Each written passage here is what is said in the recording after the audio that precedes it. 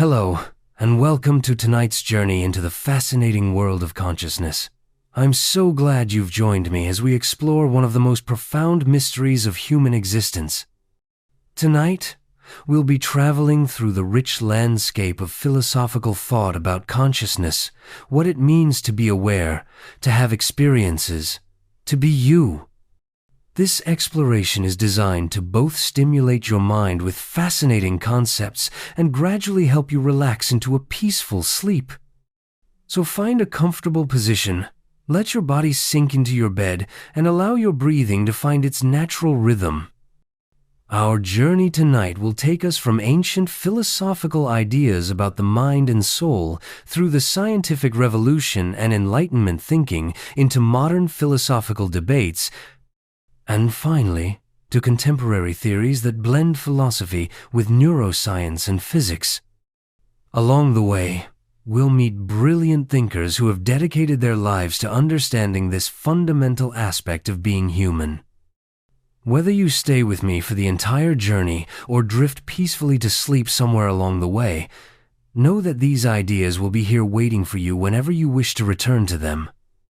The mystery of consciousness has captivated humanity for thousands of years. Tonight is just one stop on an endless journey of exploration. So let's begin our odyssey into the nature of mind, experience, and what it means to be conscious. Part 1. Ancient Perspectives on Mind and Soul. The Dawn of Consciousness Philosophy.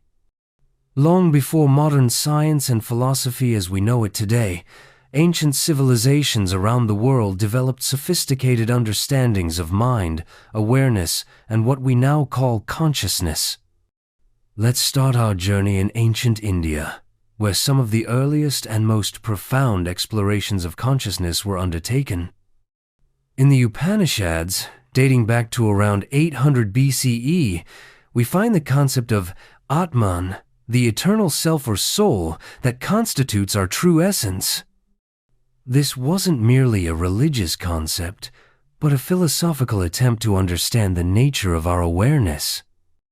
The ancient Upanishadic sages proposed something quite remarkable, that our individual consciousness is ultimately identical with Brahman, the universal consciousness that pervades all existence. This idea, known as Tattvam, or Thou art that, suggests that through meditation and self-inquiry, we can experience this fundamental unity. Imagine that for a moment. The idea that your consciousness, the awareness that feels so personal and private, might actually be a manifestation of something universal. That the light of awareness shining through your particular window is the same light shining through all windows of existence.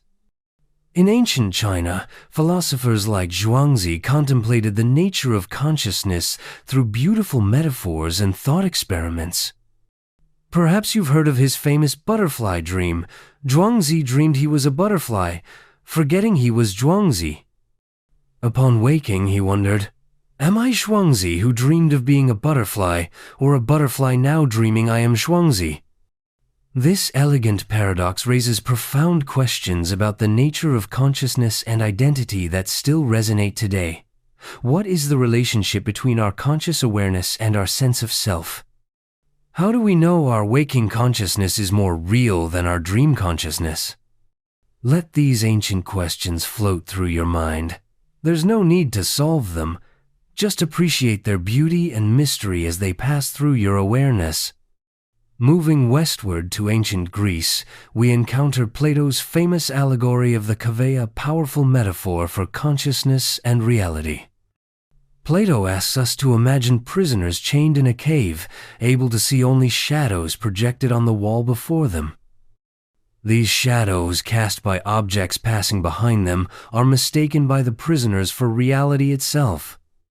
Plato suggests that our ordinary consciousness is like those prisoners. We perceive only the shadows of a deeper reality. Through philosophical contemplation, however, we can break free of our chains and ascend from the cave to perceive reality as it truly is. This metaphor speaks to the limitations of our conscious experience, suggesting that what we take to be reality may be merely the surface appearance of a much deeper truth. That consciousness itself might be both a window onto reality and a limitation of our perception. Feel free to let your mind wander with these ideas, or to let them gently fade as you relax more deeply. There's no need to hold on to any thought too tightly. Aristotle, Plato's student, took a more empirical approach to understanding the mind. In his treatise, De Anima, or On the Soul, he proposed that the soul, what we might think of as consciousness or mind, is not separate from the body but is its form or organizing principle. For Aristotle, consciousness wasn't an ethereal substance but rather the activity of a living organism. Different aspects of consciousness, sensation, imagination, thought were different expressions of this life-organizing principle. This view prefigured modern materialist approaches to consciousness by thousands of years. As we breathe together in this moment, I invite you to notice how consciousness seems to float somewhere between the material and immaterial. How your awareness contains both physical sensations and abstract thoughts, existing neither purely in the body nor completely separate from it. Allow your breathing to deepen as we continue exploring these ancient perspectives, feeling the weight of your body sinking more deeply into restful comfort. Let's travel now to ancient Egypt, where consciousness was understood through the concept of multiple souls. The Egyptians believed we possess several aspects of soul: the Ba, representing personality, the Ka, representing life force, and the Ak, representing the transcendent aspect that survives death. This sophisticated view recognized that consciousness has multiple dimensions, from our most basic awareness to our highest capacities for wisdom and transcendence. Rather than seeing consciousness as a single thing, the Egyptians appreciated its multifaceted nature.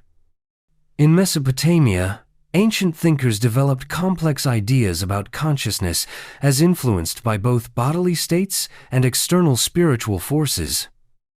The Babylonian understanding wove together what we would now consider psychology, medicine, and spirituality into an integrated view of mind and awareness. All these ancient traditions, separated by vast distances, developed remarkably profound insights into the nature of consciousness without any of our modern scientific instruments. Using only careful observation and deep reflection, they touched upon truths we're still exploring today. Let me share with you one more ancient perspective before we move forward in time. In Aboriginal Australian philosophy, developed over tens of thousands of years, consciousness is understood not as confined to individual minds, but as participating in the dreaming, a realm of existence that underlies and interpenetrates physical reality. This perspective sees consciousness as fundamentally connected to land, ancestors, and cosmic forces, not isolated within individual skulls. It's a view that challenges our modern individualistic notions of mind and offers a more interconnected understanding of awareness. As you rest and listen, perhaps you can sense how your own consciousness isn't confined merely to thoughts, but includes feelings, bodily sensations, and perhaps connections to something larger than yourself, just as these ancient wisdom traditions suggest. The soul in classical and medieval philosophy.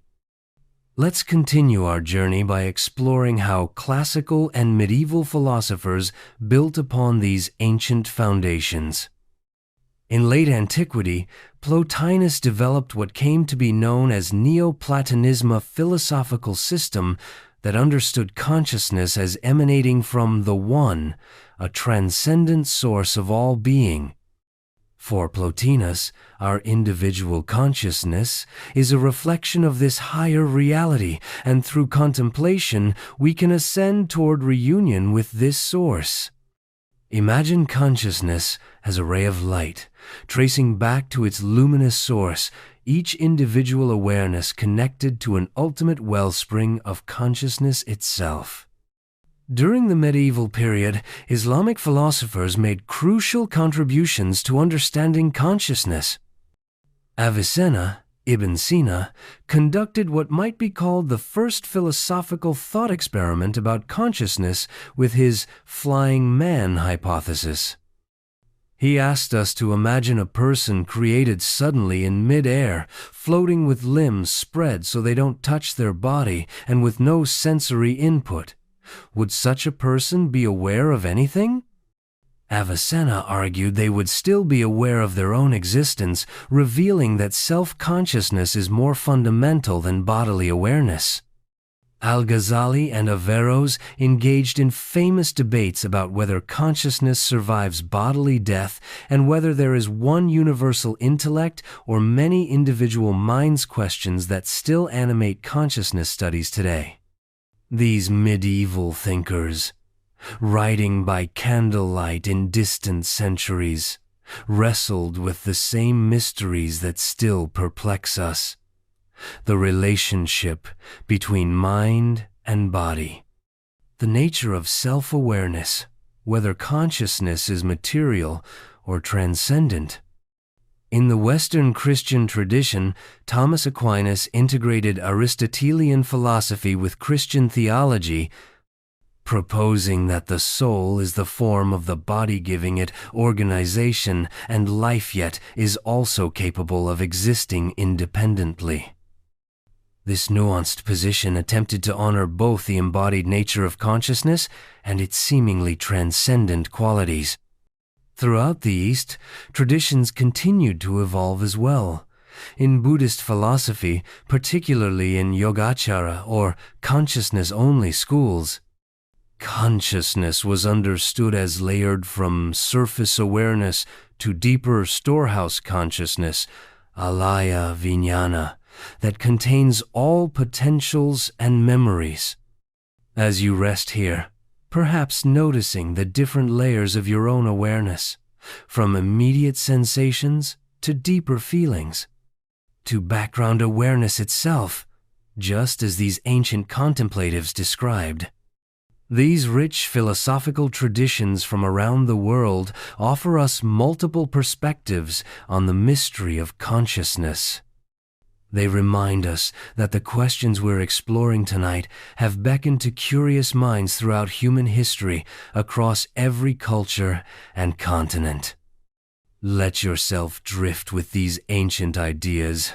No need to grasp them tightly, just allowing them to wash over you like gentle waves.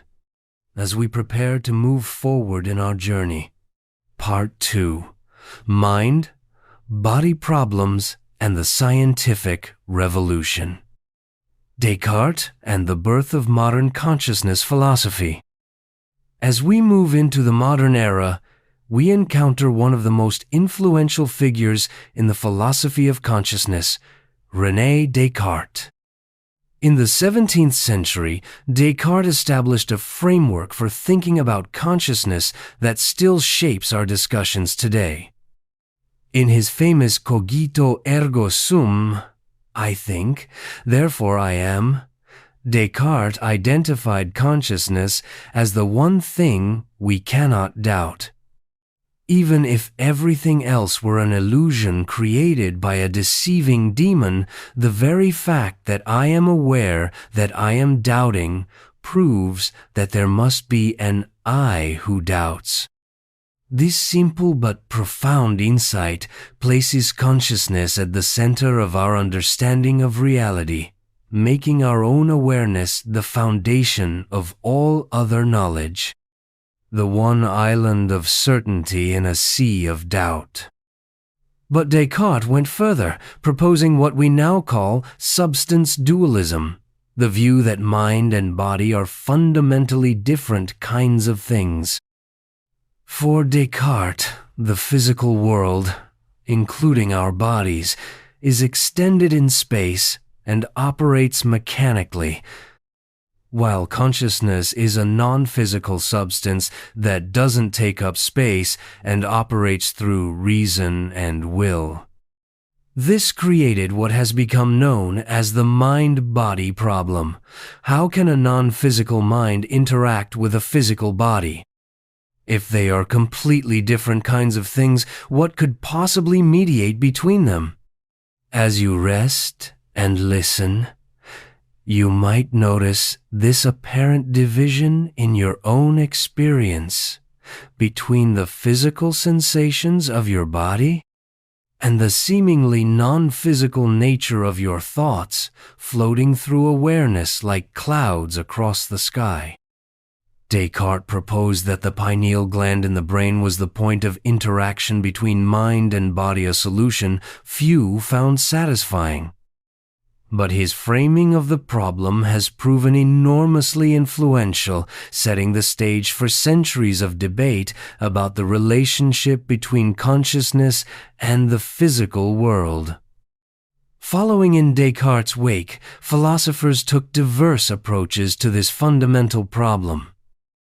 Baruch Spinoza offered monism instead of dualism, proposing that mind and body are actually two aspects or attributes of a single underlying substance. Just as a coin has two sides, consciousness and physicality might be two expressions of a deeper reality. Perhaps you can sense this unity in your own experience. How a thought can trigger a bodily sensation. How a physical feeling can give rise to an emotion. The seamless flow between what we call mental and physical. Gottfried Wilhelm Leibniz proposed a third way with his theory of pre-established harmony. He suggested that mind and body don't actually interact causally, rather they run in parallel, synchronized by God like two perfectly aligned clocks.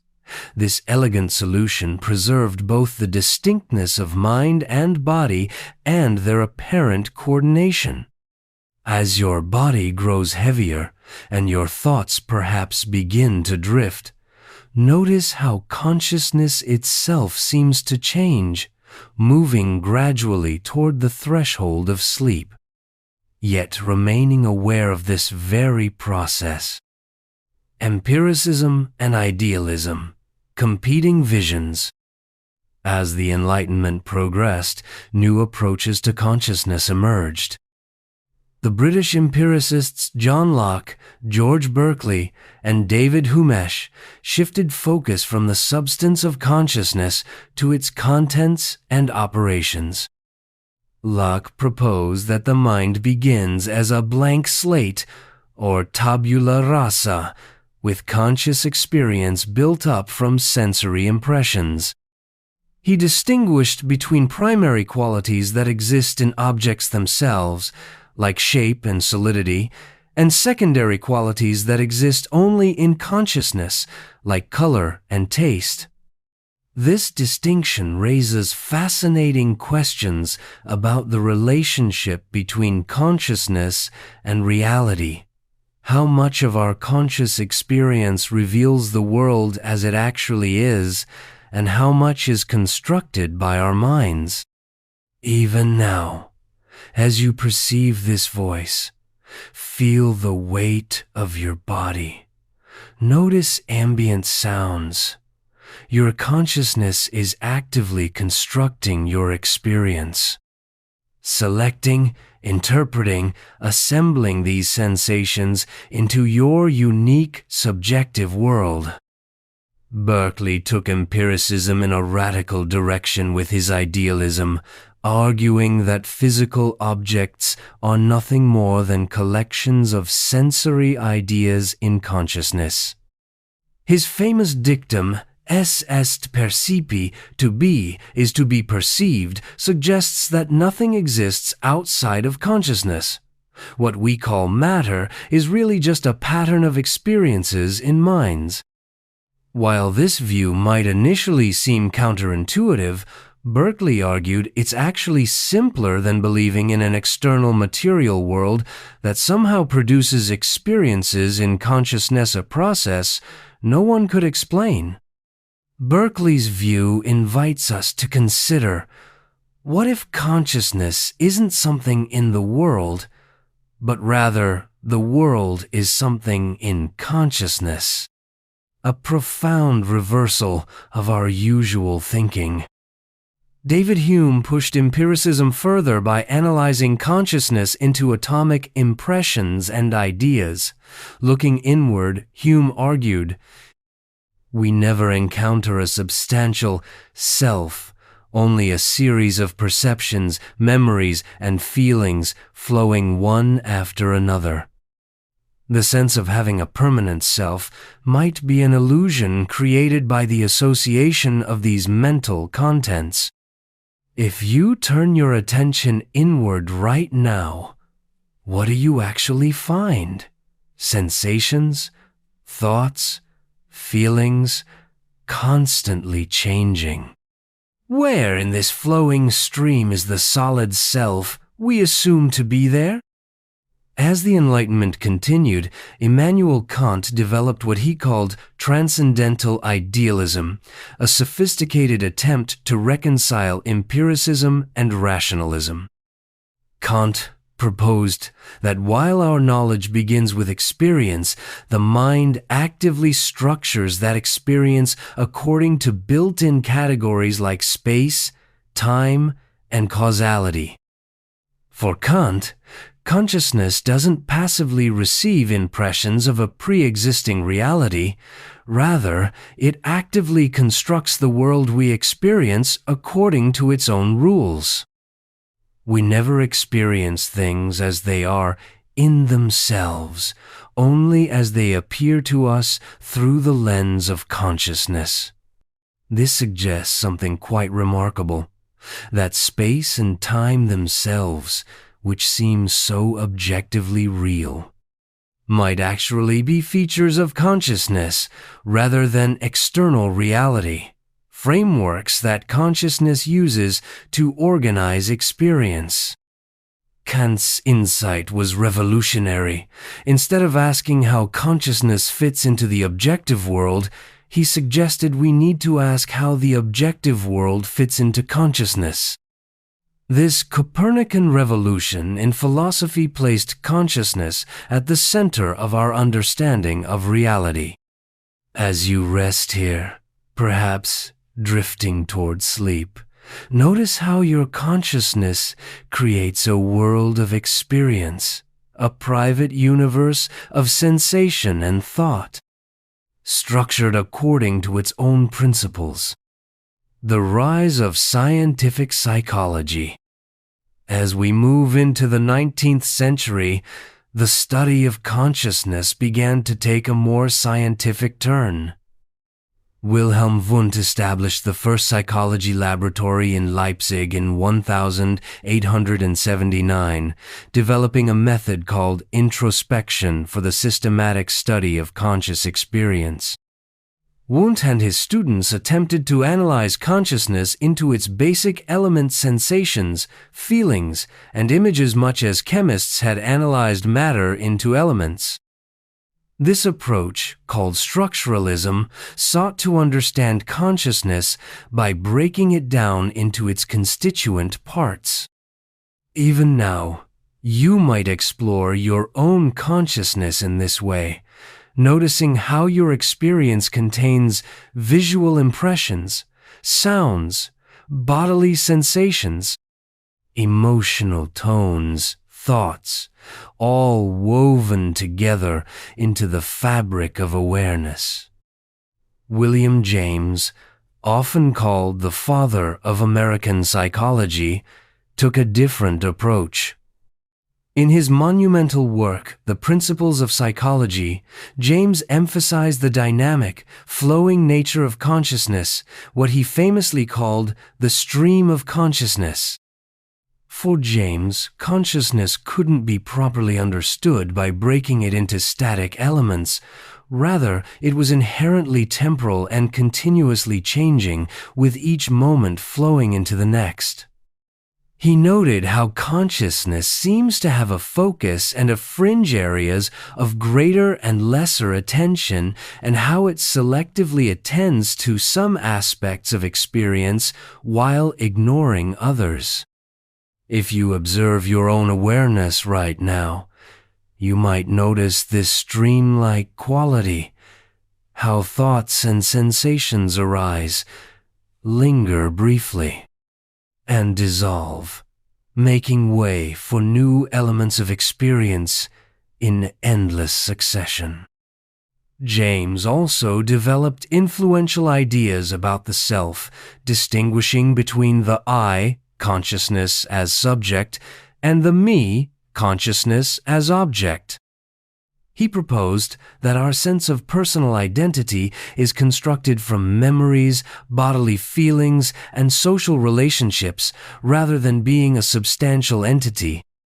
This streaming quality of consciousness, this ever-changing flow, might become even more apparent as you drift towards sleep, thoughts becoming looser, more dreamlike, the boundaries of self-softening. As scientific psychology developed further, new schools of thought emerged. Franz Brentano introduced the important concept of intentionality, the idea that consciousness is always consciousness of something, always directed toward objects. This feature distinguishes mental phenomena from physical phenomena and has remained central to philosophical analyses of consciousness. Edmund Husserl developed phenomenology, a rigorous method for describing conscious experience exactly as it presents itself, setting aside theoretical assumptions. Phenomenology attempted to return to the things themselves as they appear in consciousness, providing detailed descriptions of how time, space, other people, and objects are constituted in experience. Perhaps you can practice a touch of phenomenology right now, simply noticing what appears in your awareness without judging or analyzing. Just witnessing the flow of experience as it unfolds moment by moment. Meanwhile, the development of experimental psychology continued with figures like Hermann von Helmholtz, who studied perception and demonstrated how much of our conscious experience is actively constructed rather than passively received. His work on color vision, sound perception, and the unconscious inferences involved in perception revealed the complex relationship between sensory input and conscious experience. Even something as seemingly simple as seeing a color involves intricate processes, most of which occur outside conscious awareness, with consciousness receiving only the final product, the seamless appearance of a world already interpreted. Part 3. The Challenge of Consciousness in the 20th Century. Behaviorism and the Rejection of Consciousness. As we enter the 20th century, we encounter one of the most dramatic chapters in the history of consciousness studies the rise of behaviorism, which attempted to remove consciousness from psychology entirely. Led by John B. Watson and later B. F. Skinner, behaviorists argued that since consciousness is private and subjective, it cannot be studied scientifically. Psychology should focus only on observable behavior and its relationship to environmental stimuli, not on unobservable mental events. This radical position, asking us to bracket the very experience that seems most immediate and certain to us, shows how scientific commitments can sometimes lead to counterintuitive philosophical positions. For several decades, particularly in American psychology, it became almost taboo to talk about consciousness, subjective experience, or mental states. Psychology focused instead on learning theories, stimulus-response patterns, and behavior modification. This approach yielded valuable insights about learning and conditioning, but many felt it left out the most important aspect of being humaner, inner conscious life.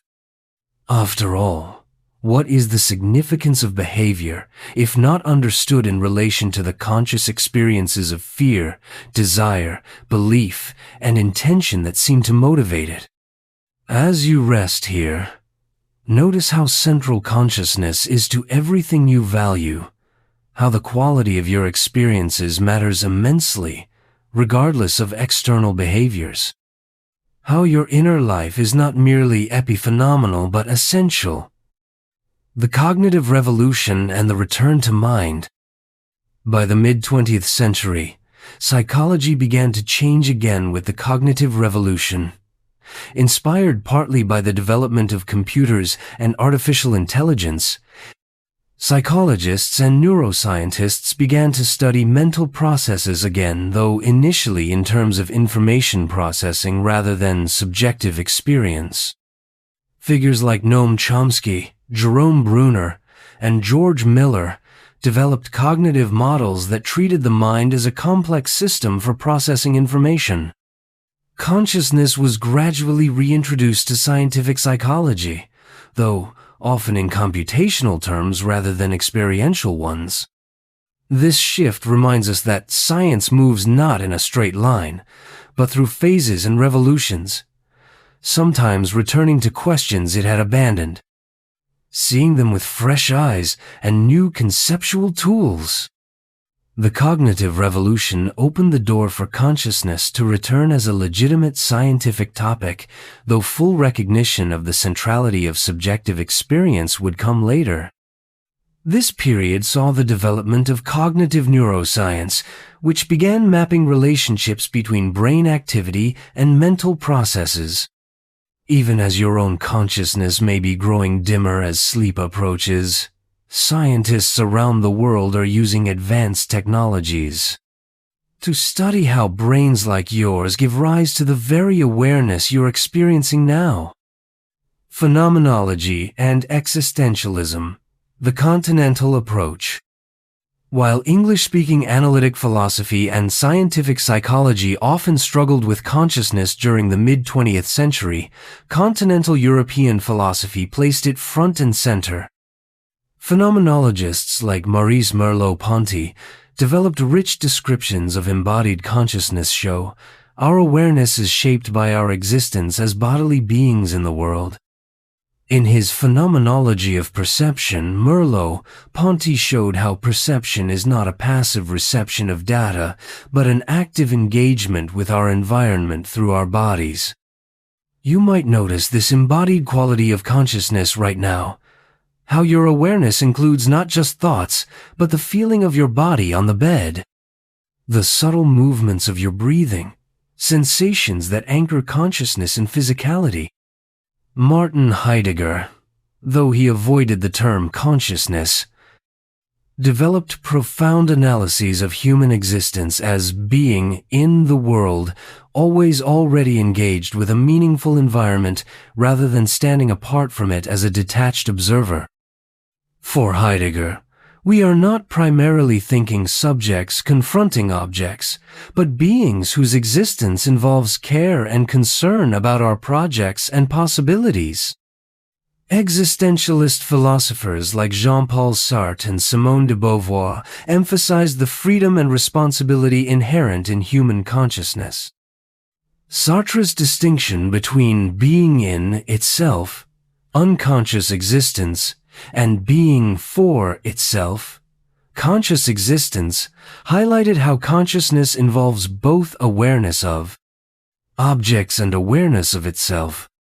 This self-reflective quality of consciousness, this ability to be aware of being aware, creates the possibility of freedom, of choosing how to interpret and respond to our situation, as you may be choosing now how to engage with these ideas. For Sartre, Consciousness is characterized by nothingness. It is not any specific thing, but rather an opening or clearing in which things can appear. This nothingness is the source of human freedom, as consciousness is never fully determined by what has gone before, but always involves choice. Beauvoir extended these insights to show how consciousness is shaped by social factors like gender, developing an existentialist feminism that recognized both our freedom and the constraints within which we exercise it. As your consciousness moves between wakefulness and sleep, perhaps you can sense this paradoxical nature, both radically free and yet shaped by circumstances beyond your control, both uniquely yours, and yet connected to social and historical patterns. Maurice Merleau-Ponty developed the concept of the lived body. In consciousness, the body not as an object studied by science, but as the very medium through which we experience the world. Our consciousness is not trapped inside our skulls, but extends through our bodily engagement with our surroundings. Notice how your consciousness reaches out through your senses, how your awareness isn't confined to your head, but extends to the furthest sound you can hear, the most distant object you can see or imagine, consciousness as a field rather than a point. The linguistic turn and consciousness.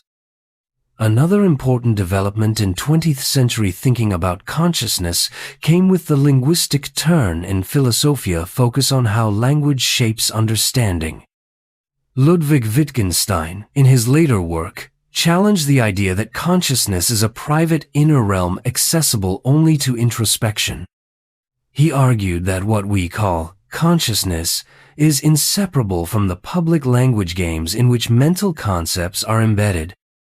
The very idea of a purely private experience becomes problematic when we recognize how our mental concepts depend on social practices. This perspective invites us to consider how even our most private conscious states are shaped by the languages and concepts we've inherited. How words like pain, joy, or consciousness itself gain meaning through shared human practices. Other philosophers in the analytic tradition, like Gilbert Ryle, challenged what he called the ghost in the machine view of consciousness. Ryle argued that when we attribute consciousness or mental states to others, we're not hypothesizing about invisible inner processes, but describing dispositions to behave in certain ways in certain circumstances. This tension between consciousness as inner experience and consciousness as expressed in behavior and language reflects the unique position of consciousness, straddling the divide between private and public, subjective and objective. Part 4. Contemporary Theories of Consciousness. The hard problem and the explanatory gap.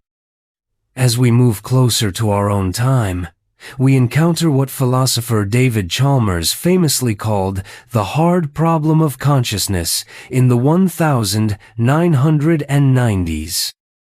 While science has made tremendous progress in understanding the neural correlates of consciousness, which brain activities correspond to which conscious states, it faces a conceptual challenge in explaining why physical processes should give rise to subjective experience at all.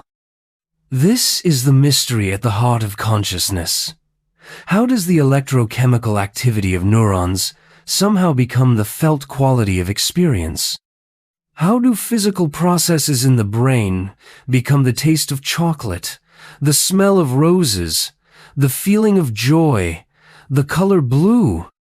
Philosopher Joseph Levine called this conceptual difficulty the explanatory gap, the apparent inability of physical explanations to bridge the divide between objective brain processes and subjective experience.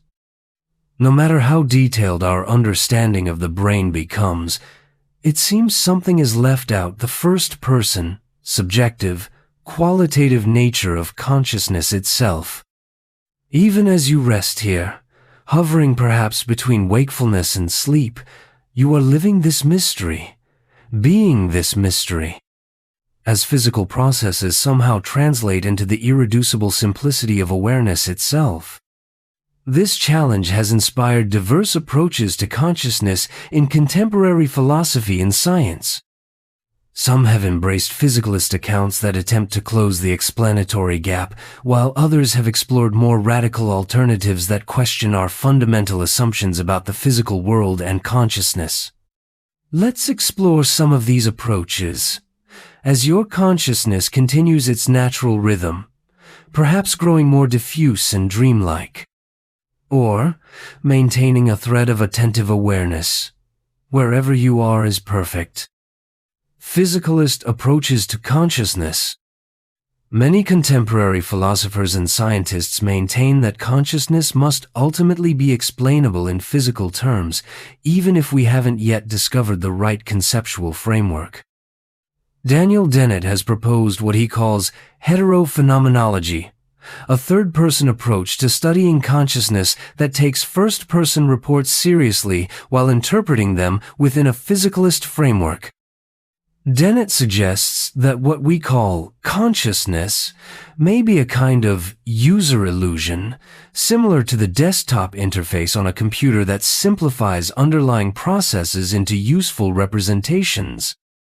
This perspective invites us to question whether consciousness is exactly what it seems to be, or whether our intuitive understanding might be misleading. A simplified interface rather than a direct perception of reality. Patricia and Paul Churchland have developed a position known as eliminative materialism, arguing that our folk psychological concepts like belief, desire, and possibly even consciousness may be radically misleading and ultimately replaced by more accurate neuroscientific descriptions, much as caloric fluid was replaced by thermodynamics or vital force by molecular biology. This view challenges our intuition that consciousness must be fundamental, suggesting that, like other seemingly basic categories in history, it might someday be explained in terms of something more fundamental, or even revised as our understanding deepens. Functionalist theories propose that what matters for consciousness is not the physical substrate but the functional organization and causal relationships. On this view, consciousness could in principle be realized in different physical systems, not just brains, but possibly computers, or other complex systems, provided they implement the right functional architecture. This raises profound questions about whether consciousness could exist in forms radically different from our own, whether machines might someday be conscious, or whether consciousness might be more widespread in nature than we typically assume. Integrated information theory, developed by Giulio Tononi, proposes that consciousness corresponds to a system's capacity to integrate information. This theory introduces phi-for, a measure of integrated information that might quantify the level of consciousness in any system.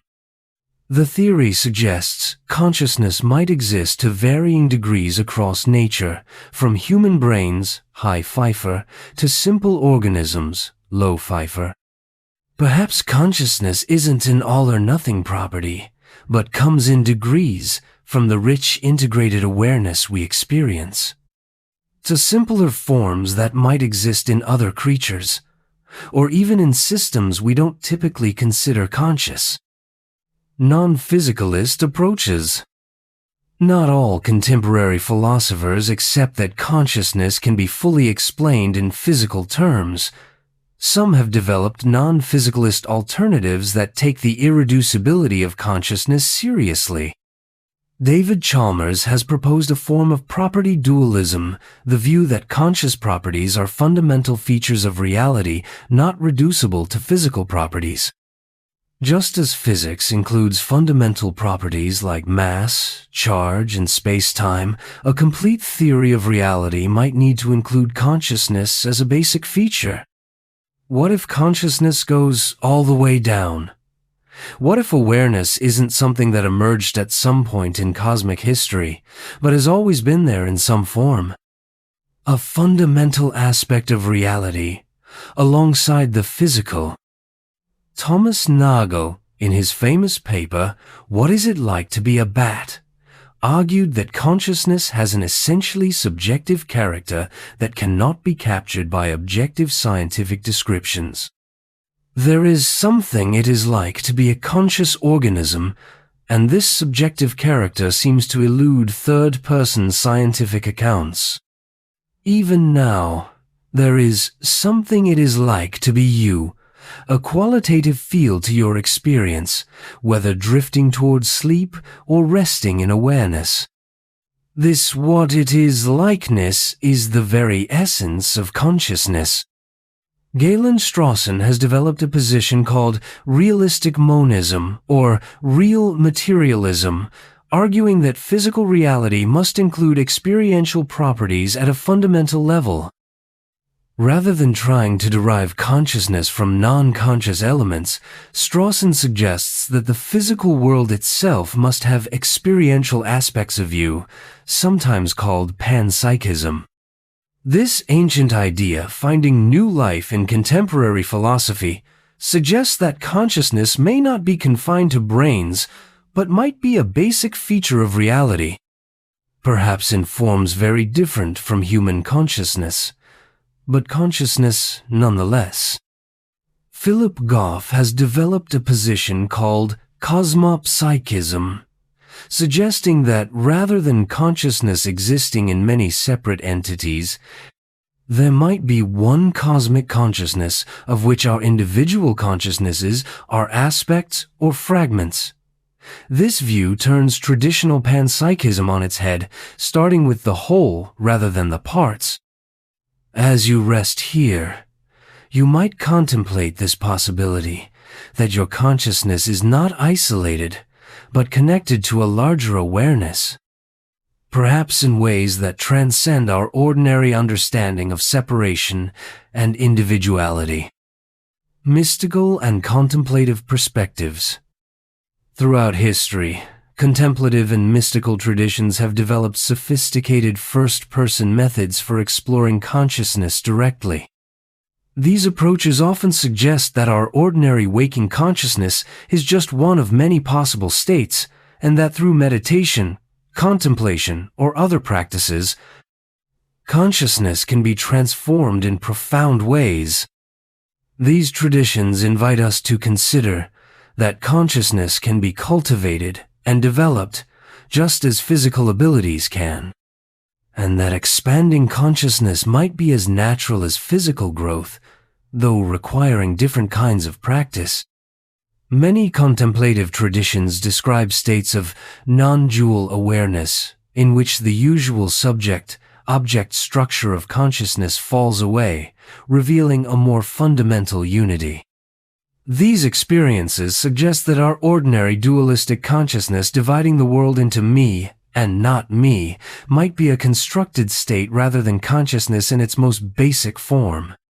As you continue to relax, you might notice how the boundaries of awareness can soften, how the sense of a separate self-witnessing experience can become less rigid, allowing a more open, spacious quality of consciousness to emerge. Philosophers and cognitive scientists like Francisco Varela have worked to integrate these contemplative insights with scientific approaches, developing neurophenomenology, a discipline that combines rigorous first-person phenomenological investigation with third-person neuroscientific measurement. This integration of ancient wisdom and modern science might offer the most complete understanding of consciousness, honoring both objective and subjective ways of knowing, both the measurable brain and the lived experience. Consciousness and quantum physics. Some theorists have explored potential connections between consciousness and quantum physics. While these approaches remain speculative, they suggest intriguing possibilities for understanding the place of consciousness in the physical world. Roger Penrose and Stuart Hameroff have proposed that quantum coherence in microtubules within neurons might play a crucial role in generating consciousness. Their orchestrated objective reduction, ORCH-OR, theory suggests that quantum effects usually relevant only at subatomic scales might be maintained in the brain's microtubules, creating the kind of non-algorithmic processes that Penrose believes necessary for consciousness. This theory suggests that something truly extraordinary happens in the brain, that quantum physics, the physics of possibility and probability, somehow intersects with conscious experience in the microscopic structures of our neurons. Other theorists have explored how the measurement problem in quantum mechanics, the apparent role of observation in collapsing quantum wave functions, might relate to consciousness. While most physicists don't believe consciousness is necessary for quantum measurement, the continuing mysteries of quantum mechanics have inspired speculation about deeper connections between consciousness and the fundamental nature of reality. Perhaps the greatest mysteries of modern physics, and the greatest mystery of human experience, consciousness itself, are not separate puzzles, but different aspects of the same profound question about the nature of reality. Physicist David Bohm proposed that reality consists of a more fundamental, implicate order that gives rise to the explicate order we normally perceive. He suggested that consciousness might be rooted in this deeper implicate order, and that both matter and mind might be different manifestations of a more fundamental reality that transcends their apparent differences. This perspective invites us to consider that the apparent division between consciousness and matter, between subject and object, might be a surface feature rather than an ultimate truth, a practical distinction rather than an absolute one. Part 5. Consciousness beyond the individual. Social dimensions of consciousness. So far, we've mostly considered consciousness as an individual phenomenon, but many philosophers argue that consciousness is fundamentally social and intersubjective. Phenomenologists like Edmund Husserl and Martin Heidegger emphasize that consciousness never exists in isolation, but is always already embedded in a social world. We don't first exist as private consciousnesses that then infer the existence of others. Rather, our consciousness develops from the beginning in relation to other consciousnesses. Consider how much of your conscious life involves other people, directly or indirectly. How language, which structures so much of thought, is inherently social. How your very sense of self emerges in relation to others. G.W.F. Hegel developed an influential account of how self-consciousness emerges through recognition by other consciousnesses. In his famous master-slave dialectic, Hegel shows how consciousness becomes aware of itself through the recognition of another consciousness, suggesting that self-awareness is not a solitary achievement, but requires intersubjective validation. This suggests something profound, that we become conscious of ourselves only by being recognized by other consciousnesses. That awareness itself might be a communal rather than an individual achievement. Contemporary philosophers like Evan Thompson have developed theories of participatory sense-making that understand consciousness as enacted through dynamic interactions between organisms and their environments, including their social environments. On this view, consciousness is neither in the head nor in the world, but emerges through their relationship. As you rest here, notice how your consciousness includes awareness of others. How even in solitude, your consciousness is shaped by social relationships, carrying within it the echoes of countless interactions. Collective and extended consciousness.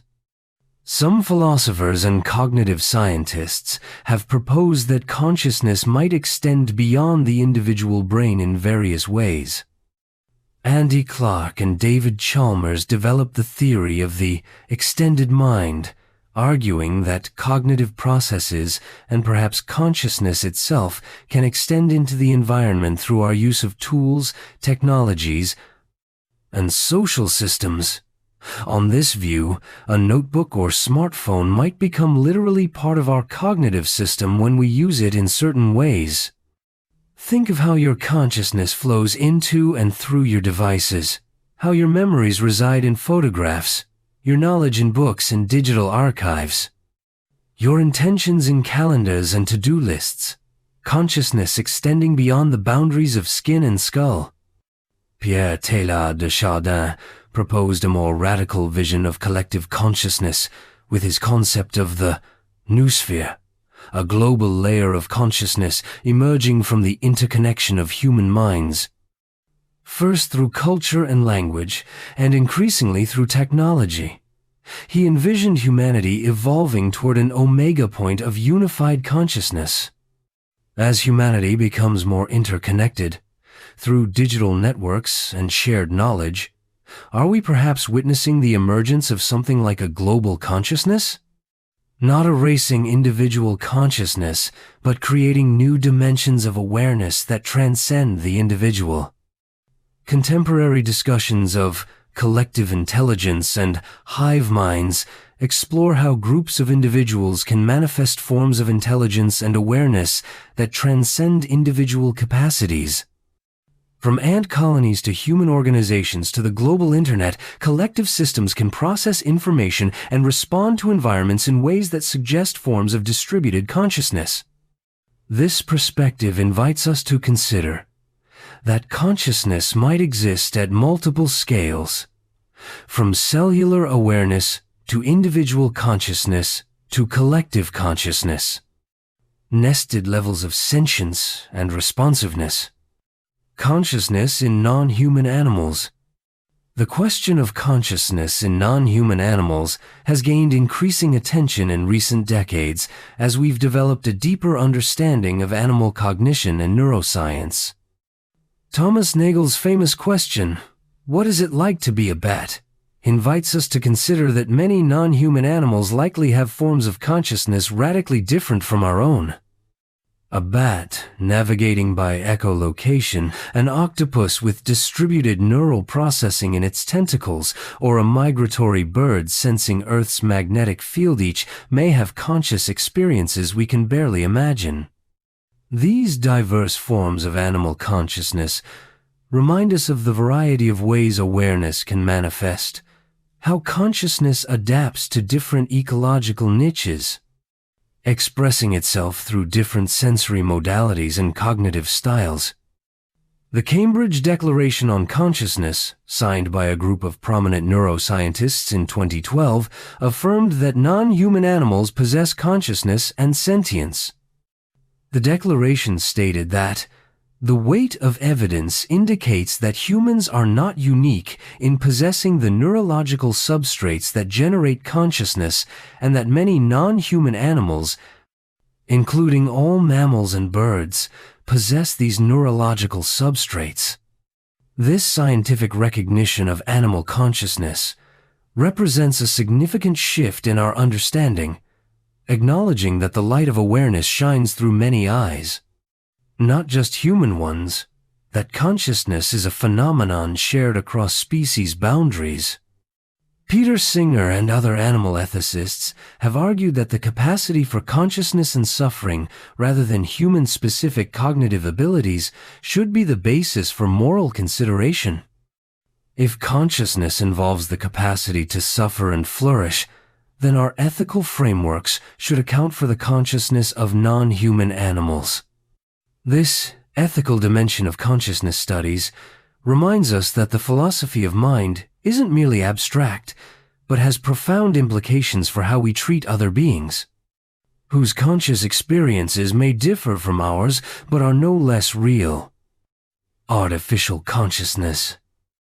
As artificial intelligence becomes increasingly sophisticated, questions about machine consciousness have moved from science fiction into serious philosophical and scientific discussion. Could a sufficiently complex artificial system become conscious? If so, how would we recognize machine consciousness? These questions engage directly with the hard problem and our theories about what consciousness fundamentally is. These questions invite us to clarify what we believe consciousness actually is, what makes our own experiences conscious, and whether these conditions could be met by systems very different from biological brains. If functionalist theories are correct, and consciousness depends on functional organization rather than biological substrate, then artificial consciousness might be possible in principle. However, if consciousness requires specific biological processes or quantum effects that cannot be replicated artificially, machine consciousness might remain impossible. The possibility of artificial consciousness forces us to examine our assumptions about what makes something a someone rather than a something, about whether awareness can exist in silicon as well as carbon, about the very nature of mind itself. The Chinese room thought experiment, proposed by philosopher John Searle, questions whether executing the right program is sufficient for understanding or consciousness. Searle imagines a person who doesn't speak Chinese manipulating Chinese symbols according to rules.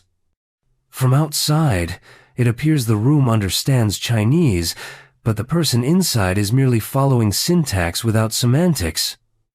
This thought experiment raises profound questions about whether information processing alone, no matter how complex, can generate genuine understanding or consciousness. Whether something crucial about consciousness might elude even our most sophisticated simulations. Part 6.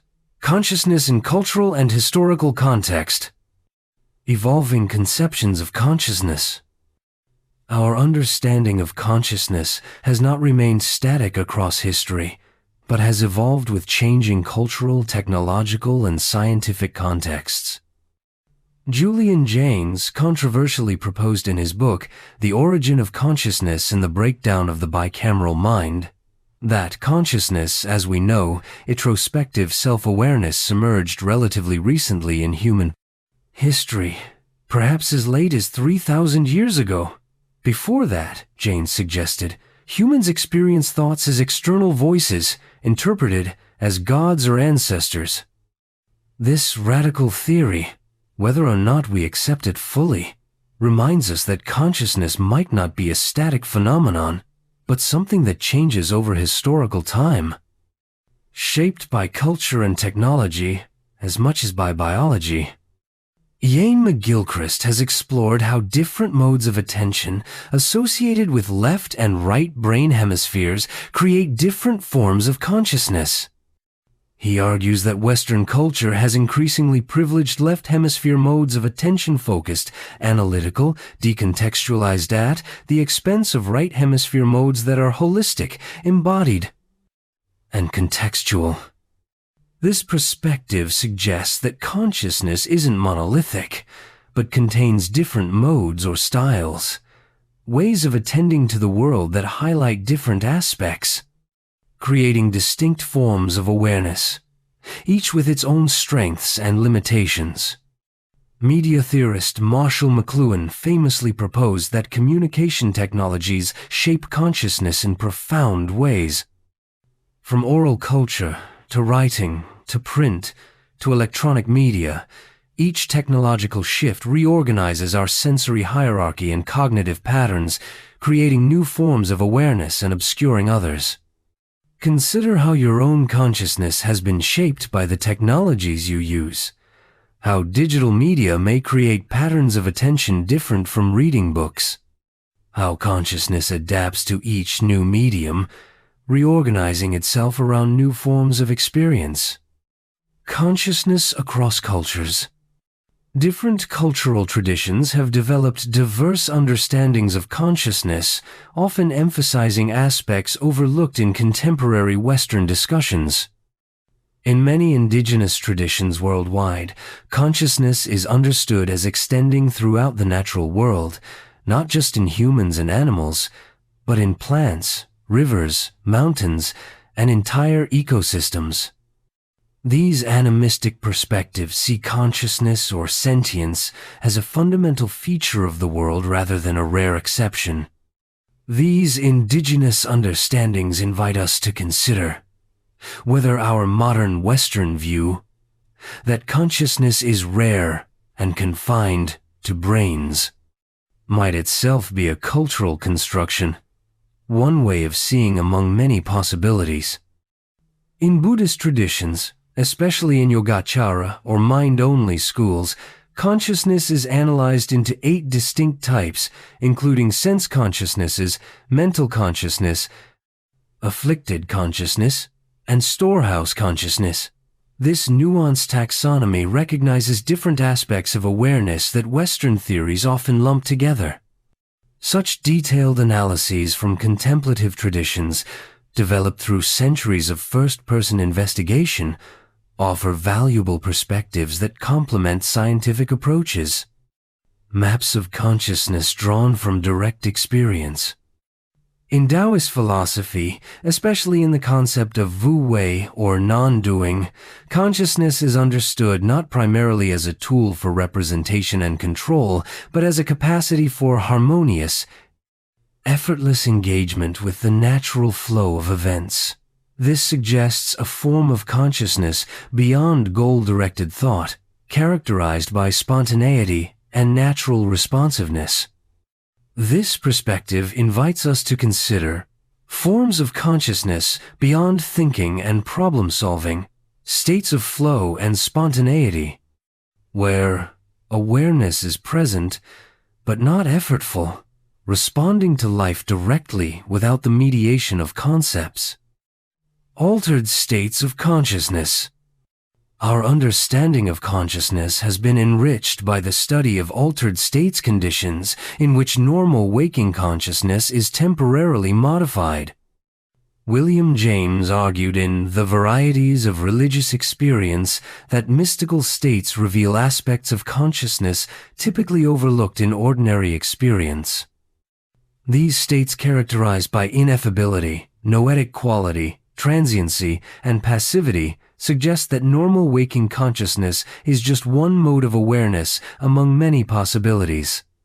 As you drift toward sleep, you are passing through one such altered state, hypnagogia, the borderland between waking and sleeping, where consciousness takes on dreamlike qualities, revealing aspects of mind usually hidden in full wakefulness. Research on psychedelic substances by scientists like Stanislav Grof, Robin Carhart Harris, and others has suggested that these compounds may temporarily reorganize consciousness in ways that reveal its constructed nature. By disrupting normal filtering mechanisms, psychedelics may allow access to aspects of consciousness usually excluded from awareness. These studies remind us that consciousness is actively maintained, that what we call normal awareness involves specific patterns of neural activity, and that when these patterns change, consciousness itself transforms, revealing different facets of experience. Contemplative traditions worldwide have developed sophisticated methods for transforming consciousness through meditation, prayer, ritual, and other practices. These traditions offer what neuroscientist Francisco Varela called skillful means for exploring consciousness from the inside, complementing the external perspective of science.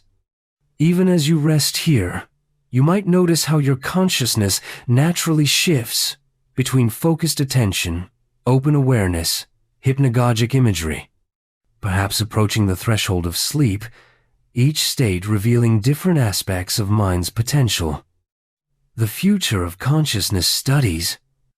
As we look ahead, consciousness studies faces both profound challenges and exciting possibilities for deeper understanding.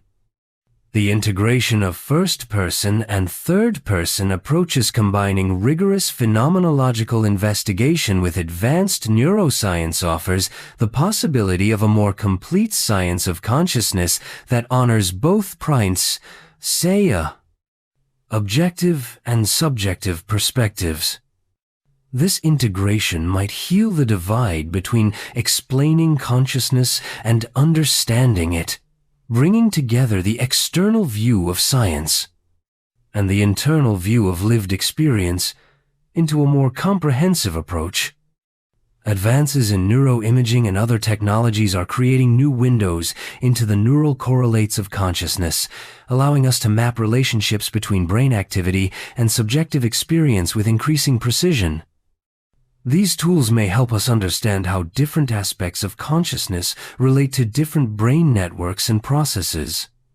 Even as you listen, scientists around the world are using these technologies to explore the very processes that make your awareness possible, mapping the territory of consciousness with unprecedented detail.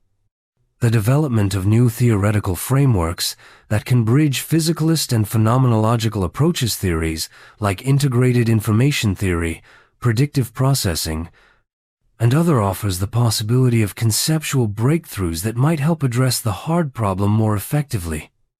These emerging theories suggest new ways of thinking about the relationship between physical processes and subjective experience, potentially dissolving problems that seemed insurmountable within older conceptual frameworks. Perhaps most importantly, the study of consciousness is increasingly recognized as central to our understanding of ourselves and our place in the cosmos. Far from being a peripheral concern, consciousness touches on fundamental questions of what it means to be human, how we relate to other conscious beings, and how we understand the nature of reality itself. This journey through the philosophy of consciousness reminds us of the wonder of awareness itself, how extraordinary it is that anything is experienced at all, that the universe has somehow awakened to itself through consciousnesses like yours. Conclusion. As we come to the end of our exploration, let's reflect on what we've discovered about the philosophy of consciousness. We've traveled from ancient conceptions of soul and awareness through influential philosophical traditions, East and West, into modern scientific approaches and contemporary theories. We've considered consciousness as an individual phenomenon and as something that might extend beyond individuals into collectives, non-human animals, and perhaps artificial systems. Throughout this journey, we've encountered recurring questions about the relationship between consciousness and the physical world, about whether consciousness is fundamental or emergent, about how diverse forms of awareness relate to each other. These questions remain with us, not fully resolved, but perhaps more richly understood. The mystery of consciousness continues to beckon to curious minds across disciplines from philosophy and neuroscience to psychology, anthropology, physics, and beyond. As you rest here, perhaps drifting towards sleep, or perhaps still traveling this philosophical landscape with me, I invite you to appreciate the extraordinary gift of consciousness itself, the aware presence that makes all experience possible. Whatever consciousness ultimately is, whether an emergent property of complex brains, a fundamental feature of reality, or something else entirely, it remains the most intimate and yet most mysterious aspect of our existence. It is the light in which everything appears, the aware space in which all phenomena arise and pass away. In this moment, as your consciousness continues its natural rhythm, perhaps growing dimmer as sleep approaches, or resting in wakeful attention, you are living the very mystery we've been exploring, being the question itself. Thank you for joining me on this journey through the philosophy of consciousness. May your dreams be peaceful, and may your waking consciousness return refreshed and renewed, ready to continue your own exploration of this most profound mystery. Rest now as consciousness gently transforms, carrying you into the realm of sleep, while the mystery of awareness continues unbroken, even in dreams.